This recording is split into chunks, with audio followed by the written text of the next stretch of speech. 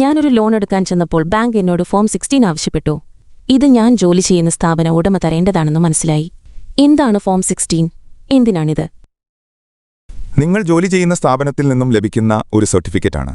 തൊഴിൽ സ്ഥാപനത്തിലെ തൊഴിലാളിയായ നിങ്ങൾ നിശ്ചിത പരിധിക്ക് മുകളിൽ ശമ്പളം വാങ്ങുന്നുണ്ടെങ്കിൽ നിങ്ങളുടെ ശമ്പളത്തിൽ നിന്നും നിശ്ചിത തുക പിടിച്ച ശേഷം അത് നിങ്ങളുടെ സ്ഥാപന ഉടമ TDS ആയി അടയ്ക്കേണ്ടതുണ്ട്. ഈ തുക അടക്കുമ്പോഴുള്ള ഒരു സർട്ടിഫിക്കറ്റാണിത്. ശമ്പള വരുമാനമുള്ളവർക്ക് തൊഴിലുടമ നൽകുന്ന ഒരു സർട്ടിഫിക്കറ്റാണ് ഫോം 16.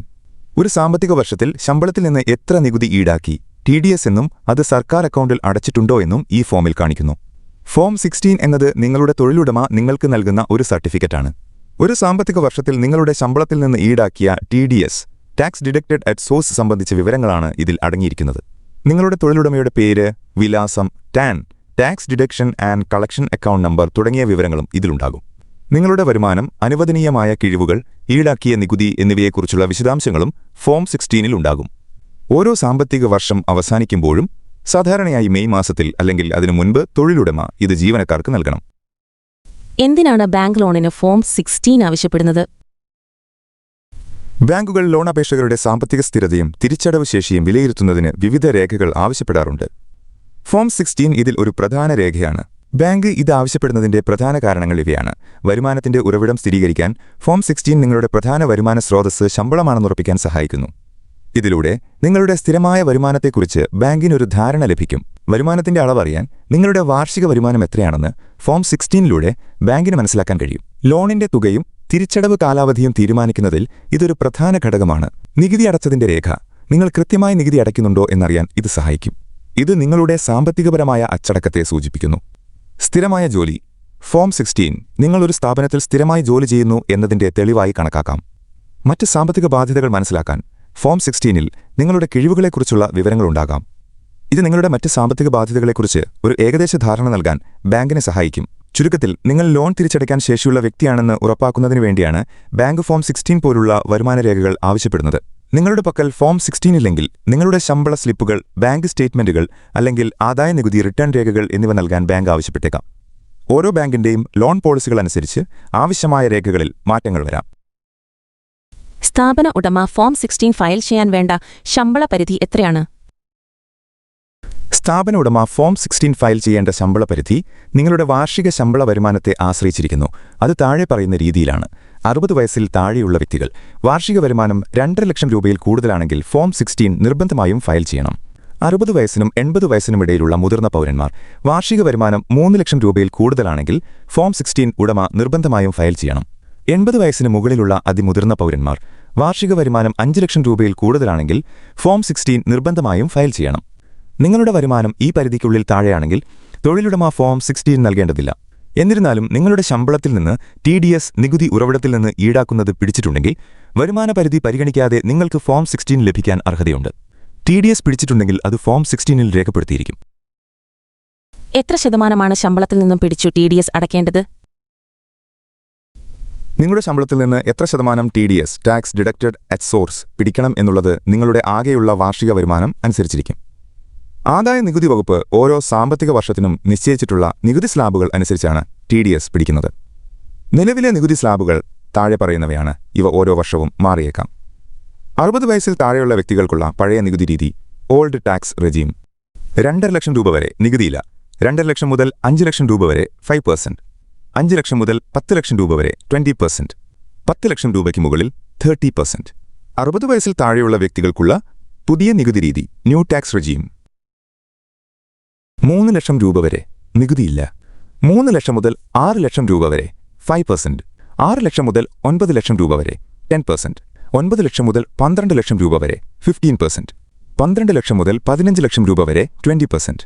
15 ലക്ഷം രൂപയ്ക്ക് മുകളിൽ 30%. മുതിർന്ന പൗരന്മാർക്കും 60 വയസ്സിന് മുകളിൽ അതിമുതിർന്ന പൗരന്മാർക്കും 80 വയസ്സിന് മുകളിൽ ഈ പരിധികളിൽ വ്യത്യാസങ്ങളുണ്ട്. നിങ്ങൾക്ക് പണം തിരികെ ലഭിക്കുന്നതെപ്പോൾ? തീർച്ചയായും നിങ്ങളുടെ ശമ്പളത്തിൽ നിന്ന് പിടിച്ച TDS tax deducted at source പണം നിങ്ങൾക്ക് തിരികെ ലഭിക്കാൻ സാധ്യതയുണ്ട്.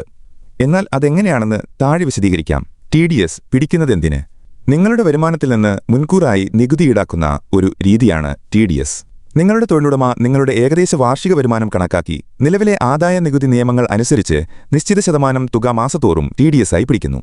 ഈ തുക പിന്നീട് തൊഴിലുടമ സർക്കാരിന് അടയ്ക്കുന്നു. നിങ്ങൾക്ക് പണം തിരികെ ലഭിക്കുന്നത് എപ്പോൾ?